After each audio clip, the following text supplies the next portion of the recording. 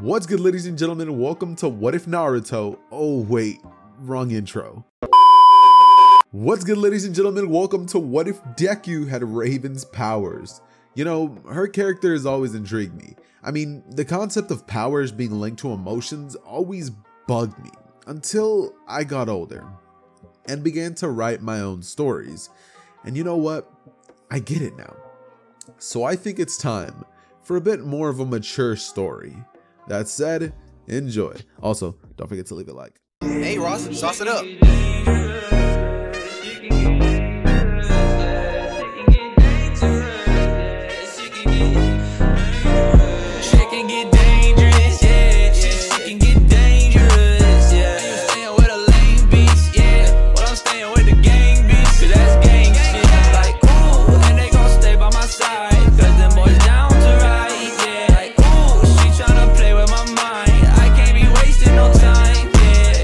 Alright, we start our story off with young Inko, who, for not getting a yellow check mark on my video purposes, let's just say that she was into some very strange things. In her youth, she started getting into a bunch of conspiracy theories, and all this stuff eventually led her down a rabbit hole, which led her into some way more strange things. One day, one of her friends invites her to this thing because they need some sort of girl for a ritual or something like that.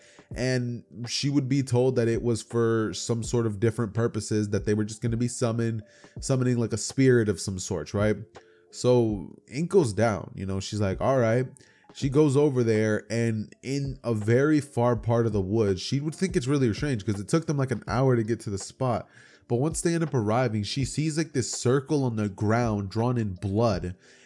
And she just looks around to see that everybody's wearing like these masks for some sort of special group. Cult. Right? Cult. Nah, but seriously. They, from here, go on to pretty much welcome her. And they just immediately get into it. Like, as soon as this happens, they would light a bunch of different candles and they just start singing these weird chants out of nowhere. They start pretty much talking gibberish, and like the blood, it turns white, and then it like fire just bursts out of it, right? And when this happens, this creature, this being would get summoned out of it. And this creature in the smoke just looks at everybody, right? And it just kills them, right? And after it does that, it then turns towards the direction of Inko. It gives her a very evil smirk, and then it you know, it gets down, like it just starts studying with Inko, you know what I mean? And Inko can't do anything about it, you know what I mean? So she gets absolutely just not a fun time. And afterwards, this group of people would end up arriving out of nowhere. The people of Azarath. They end up saving Inko's life. And they teleport themselves out of there as fast as possible. With this happening, Trigon would watch all of this go down. And seeing as the summoning doesn't last for that long, it only lasts for a bit of time. The ritual that they did, at least. Trigon just pretty much ends up going back to his own dimension and wouldn't be able to go back to Earth to conquer it, which is what Trigon wanted to do. He wasted most of his time on Earth just straight studying with Inko, you know what I mean? And like this is not a pleasant study session, bro. Like, he is a, you know, for safe purposes, a demon, bro. So yeah, it's not fun. But what pretty much ends up happening after this is that when Deku's born, he grows up amongst the people of Azarath. And ever since he could be a little kid, he would remember many things. He would grow up having strange abilities, and most of the people of Azarath would teach him different things. They teach him their magic, their spells, and all of that. And that's where Deku would learn the abilities of Azarath, Metreon, Zinthos, right? And with that, he wants to find more out about himself, because all of this time that Deku would be around these people, he always felt like he just didn't fit in. For some reason or another, he felt a bit like an outcast. Think Naruto from the series Naruto. But no, seriously, just think like that. Like, he's basically outcasted just like Naruto was during his time of youth. And so Deku wanted to find out more about the creature that, you know, pretty much was the thing that gave him life. he does the ritual. And this time it would be a very different ritual. This one is a lot more potent. He has magic. He has the ability to give Trigon more time to be there. And the second that the fire would light ablaze and Deku sees what comes out of there, Deku would feel fear like never before. And it would almost be as if this would all go down in an instant. Trigon looks at him, smirks at him, and he just begins destroying everything. This world was peaceful. There was no war. There was nothing. They were just peaceful people, and Trigon comes in and destroys everything. And Deku has to watch and realize that it's all his fault. These people saved him, and he killed them. And that just leaves a permanent scar in Deku's mind that his curiosity got everybody killed. And after that happens, Trigon would take Deku to his own planet, his own world, his dimension, where Deku would see horrible things. He would pretty much be taken to hell itself, and one day after a couple of months would pass of Deku's hellish experiences, things so horrible I couldn't even begin to tell you guys what happens. Trigon finally has a strange idea. He thinks, what if he sends Deku back to Earth and uses him as a gateway to destroy that planet, to conquer it? If Deku was to lose control just enough, Trigon could use Deku as a vessel to get to Earth. That way he could conquer it. And Deku would be none the wiser. Deku would be not only helping him destroy the world of Azarath, but Earth too. And maybe Deku could become just as powerful as he can. Maybe Deku could be some sort of successor of sorts. And those are the plans that Trigon has for Deku. So he allows Deku to escape and think that he's the one that's doing it off of his own accord. Makes Deku think that he's the one that's willingly, escaping, and that he made it out, and that Trigon wasn't able to stop him, or he didn't figure out, and that by the time that Deku left, it was just too late, and Trigon just had no clue, right? But no, Trigon knew. And when Deku gets to Earth, when he arrives, he'd be in complete shambles. I mean, Deku's wearing rags for clothes, and he looks around and would ask for help. He'd be like, can anybody help me? Please. He'd be in the streets of Japan, literally begging for help like a homeless person. He doesn't want money. He just wants somebody to talk to. He wants somebody to take him somewhere where he can get some rest, some sleeps, anything. Deku's mind is so messed up right now, and his mental state is just not right. And nobody wants to help. Nobody cares. Deku's not used to this. He lived in the world of Azarath, where if he would have said the word help, even if people thought he was weird and didn't want to get close to him, they were gonna do it, because that's the kind of people that the people of Azarath were. But this planet, it's corrupted, and nobody helped. And this causes Deku to just lose it. After getting angry and being afraid of everything that's going on, Deku would let it take over, and his eyes would turn red. 3 more eyes or 4 more eyes would appear on his forehead as well. And he would begin destroying many things, injuring tons of people, until eventually heroes would arrive. And all of those heroes would all be stomped out by Deku. Think like when Tokiyami loses control of Dark Shadow. That's pretty much what ends up happening, but on a much larger scale, with power that you couldn't even imagine. Eventually, All Might arrives, and a bunch of top pro heroes would end up arriving as well. Endeavor being one of them, and Best Genius as well. Best Genius, using his his quirk, would try to hold Deku down, and Endeavor would shoot flames at him, but Deku just doesn't care. Those flames didn't even pinch him. He doesn't feel a thing. Eventually, All Might comes in, smiling as always, and he would try to get Deku to calm down. He'd be like, calm down, we're just trying to help. He'd think to himself that this kid might have just lost control of his quirk, right? And he's trying his best to just help Deku. Eventually, All Might would scream out, stop, you're gonna kill somebody. And once Deku hears that he's gonna kill someone, Deku just falls to his knees and just starts crying. He starts bawling his eyes out. Memories come flooding in from the planet of Azarath, and Deku is he just doesn't know what to do. He's lost. And eventually, he would be taken in by All Might. No handcuffs, no nothing. Just taken in by a police cruiser. Immediately upon arriving, Deku would be taken in for questioning. And the first person who would offer to do so would be Endeavor. possibly the worst choice they could have made. But Endeavor just looks towards the direction of Deku and would begin just telling him, "Why would you let your quirk go crazy? Do you have any idea how many people you hurt? How many people you could have killed?" And Deku, he just stays silent, saying, "I didn't mean to." And Endeavor, he's about to go in on Deku and make him angry or something, but All Might walks in and he would immediately pull up with his good cop, bad cop routine, right? And when All Might walks in, he looks towards Endeavor and gives him that look of stop. Endeavor says a couple more words to Deku, walks out of the room, and eventually All Might comes in and literally saves everyone's lives. One more outburst like that, and who knows if Deku could have controlled himself. That last time was nothing short of a miracle. And this time, it's going to take a whole lot more if Deku was to lose control again. Deku from here would begin to get questioned by All Might, who would take things slow, not rushing Deku, and they would stay in there for a grand total of 3 hours. And all Might would get from Deku would be that he's half demon. He can't control his powers and he just needed help. That's all he needed. Just help. Somebody to be there for him. And All Might understands this, and when the heroes decide what they're going to do to him, they all think to themselves that the right course of action is to throw him in a Tartarus and never look back. But All Might decides that there's no way they could do something like that to him. Deku was scared, alone, and he didn't mean to hurt all those people.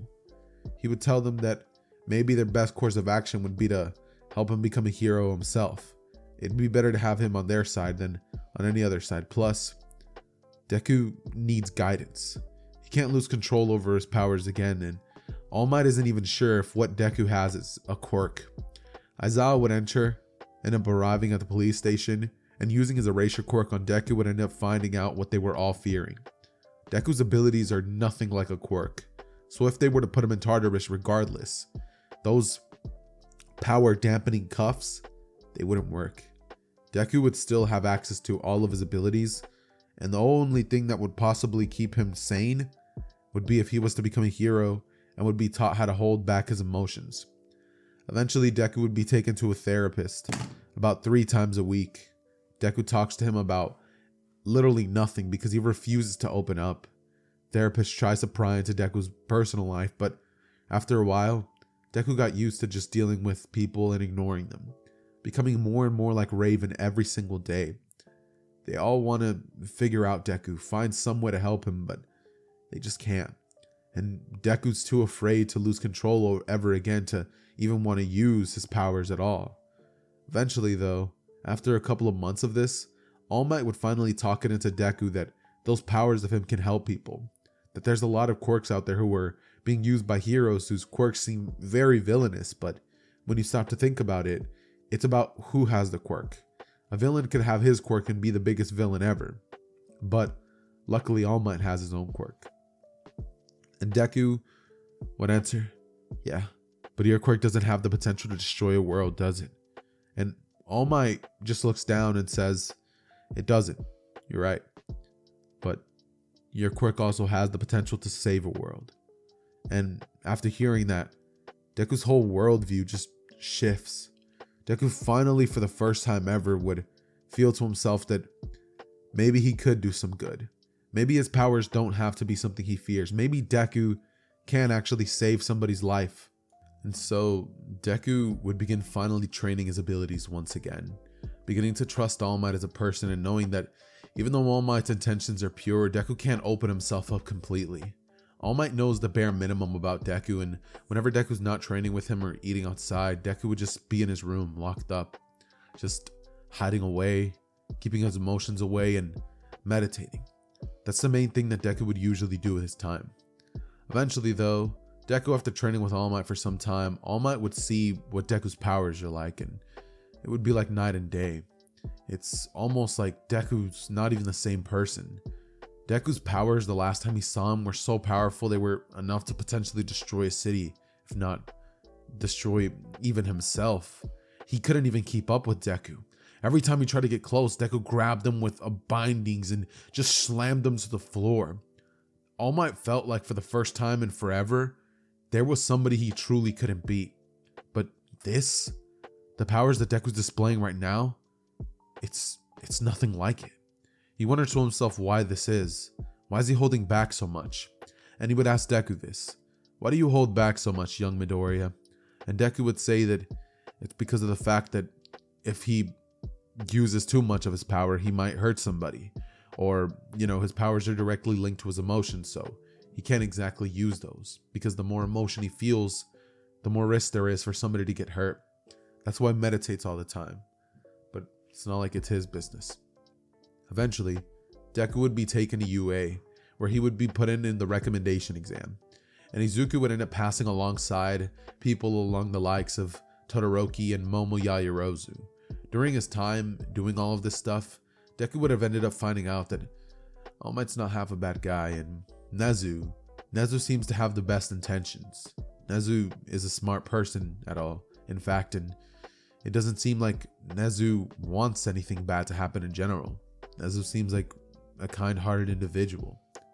But eventually what would end up happening is that Deku would finally find himself in school. The first day of UA would finally come to pass, and when Deku was inside of the classroom, he would be the first one there. Eventually a blue-haired boy would end up walking in and sitting anywhere towards the front. Deku, noticing Aizawa sleeping on the floor, would just stay silent and meditate. Until eventually, a bunch of people would begin walking in and conversations would finally begin to be had. Eventually though, one blonde boy would enter the classroom, and it would be at this point that a bickering would finally start. Bakugo and Ida would immediately get into it. Ida telling Bakugo that it's not right to put his feet up there. He needs to get his feet off. It belongs to UA property. And Bakugo would say, shut it. I'm not here for people like you. Get that stick out of your ass out of there and get out of my way. And All Might, or sorry, not All Might, but Deku watching this all would just stay silent, getting irritated more and more by the second. Aizawa, who's already known about Deku and knows what would happen if Deku was to get irritated, would immediately stand up and with this quirk, look towards the direction of Ida and Bakugo, telling them both that if they don't stop right now, he'll expel the both of them. The next argument they have, they're out of here. And Bakugo would say, who are you? As Aizawa would say, I'm your homeroom teacher. Aizawa, put these on and meet me outside.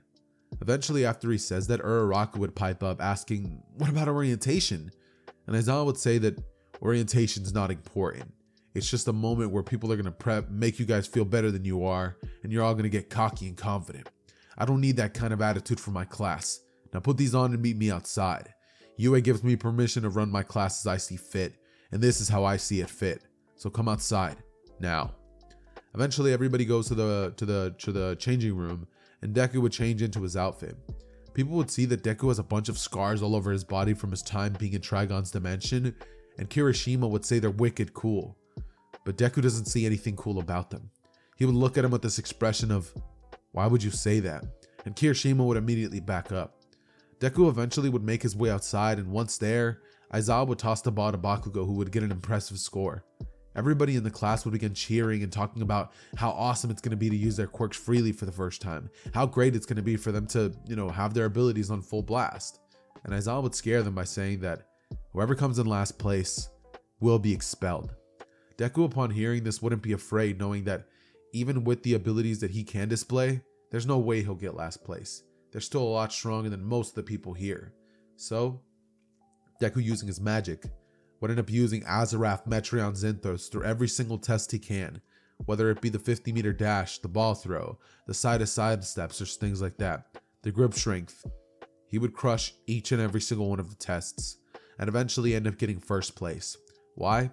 Because his abilities are very diverse, and he could have had the ability to use them in every single test he wanted to. Deku's abilities were definitely something, and Deku was starting to feel, not so bad about it. Eventually though, what would pretty much end up going down is that after all of this would be said and done, Bakugo would begin to pretty much he'd begin to bitch about it, and everybody would just look at Bakugo and be like, what are you on about? But Bakugo would say, how is it that this loser was able to get such a high score and he was down there? He would question to himself whether this exam was rigged, and looking towards the direction of Aizawa, Deku would just give him this look of, can you shut him up? Aizawa would immediately shut Bakugo down, and eventually what would end up happening is he would tell them all to go home. Bakugo then Right as class was about to end, would shove Deku's shoulder and hit him with his own, saying, "Oops, didn't see you there. But I probably won't be seeing a lot of you around, seeing as you really don't exist. You don't talk much and your quirk's weak. You think I didn't notice? That quirk of yours is nothing." And Deku would look at him and say, "Shut up." Before Bakugo would say, "Huh? You say something? Why don't you say it to my face?"